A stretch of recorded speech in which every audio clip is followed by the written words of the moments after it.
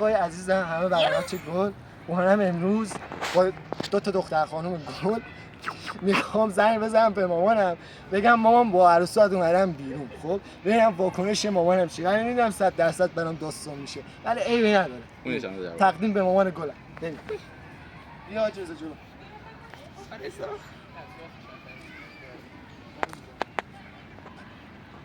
اگه چه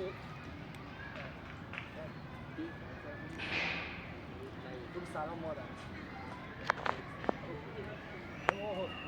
بیا اینجا رضا به نزدیک‌تر. آقا رضا. الو سلام. خوب هستی؟ من عروس جدیدتونم. میشناسی من؟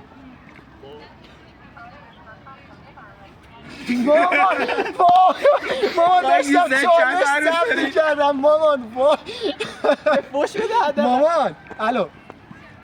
الو بابا داشتم ویدیو میگرفتم مامان تو چقدر پر بودی مامان. آره میشناسم جایی چند تا داشتی. آره دیگه اصلا مامان منه دیگه دوستت دارم. کاری نداری؟ ساعت 3:30 میخونم خستم خودم خسته شدم میام. چیکارو هست؟